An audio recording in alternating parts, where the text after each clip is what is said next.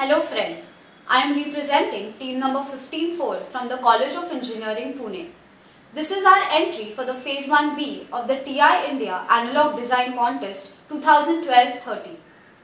The present day gap between India's rural population and the healthcare services of our country inspired us to build a device to reduce the same. Hence, when we were given an opportunity by Texas Instruments India, we came up with the design and development of a wireless vitals monitoring system. Two vitals have been integrated into the system, the electrocardiogram, that is the ECG, and blood oxygen level.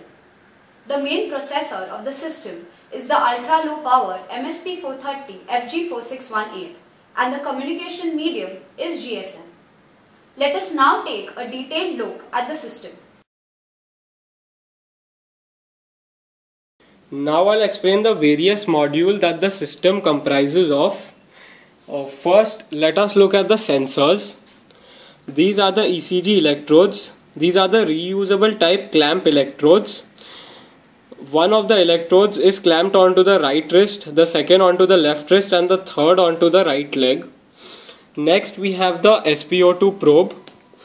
As you can see, inside the probe we have a photodiode on one end, and on the other hand we have the red and IR LEDs. The output of these two sensors is given to the signal conditioning modules.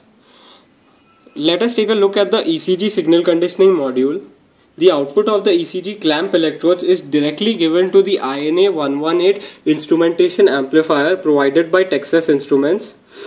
We have used this amplifier because we needed a low offset voltage, since the output of the clamp electrodes is of the order of millivolts, and this instrumentation amplifier has an offset voltage of the order of microvolts. Next, the output of the INA 118 is given to a high pass filter which has a cutoff frequency of 0.7 Hz.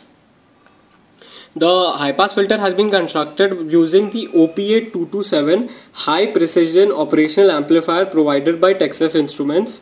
This operational amplifier has again been selected because of its low offset voltage.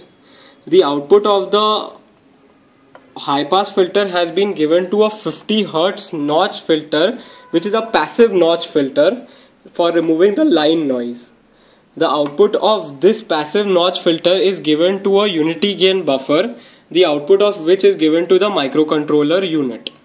We have used a unity gain buffer between the 50 Hz notch filter and the microcontroller unit in order to match the impedances properly.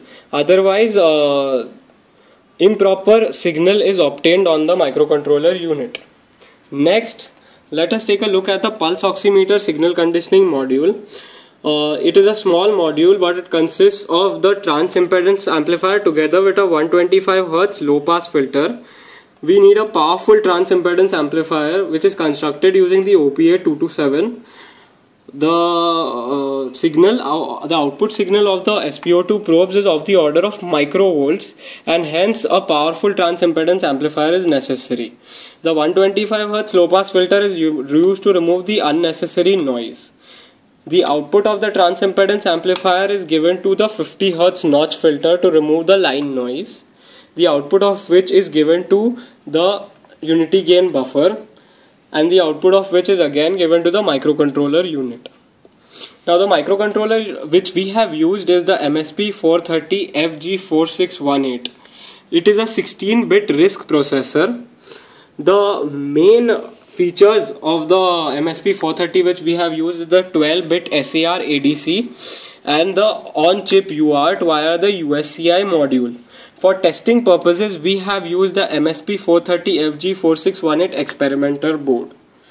The output of the experimenter board is basically communicated serially via UART to the GSM module. The GSM module used by us is SIM900 version 1.2. The GSM module basically is connected in this manner because we have to short the receiving pin of the GSM module to the transmission pin of the microcontroller, and the transmission pin of the GSM module to the receiving pin of the microcontroller. The GSM module, as you can see, has three LEDs. a power LED which indicates the power on of the circuit, the network LED. The network LED blinks at regular intervals.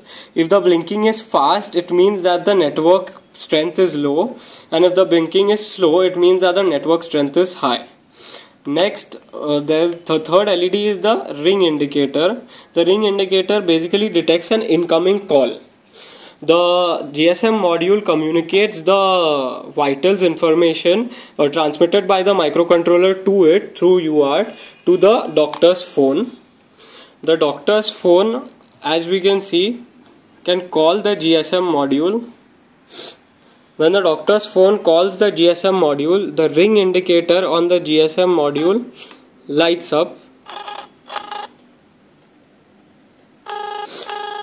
The ECG signal has been displayed onto the DSO. Let us talk about the power considerations. The GSM module has been sourced via the adapter, 12 volts adapter, which has a current capacity of 1 amperes. The microcontroller has been sourced via batteries, and the rest of the signal conditioning unit has been sourced using the regulated DC power supply. We could not develop a single power supply for the entire system due to time constraints. However, our design is ready, and we will be getting the single power supply for the entire unit in some days, which will be operated simply using the 12 volts AC DC adapter. Let us now see the demonstration of the system. Let me first connect the battery jumper of the microcontroller board so that the MCU starts computing.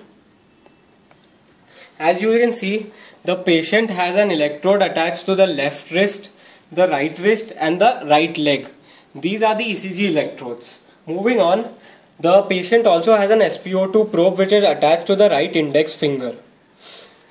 On the microcontroller board LCD, you can see the heart rate on the left and the SpO2 level percentage on the right.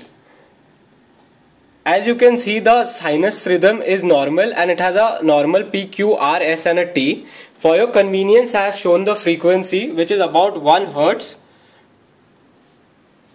Let us wait for the SMS to come.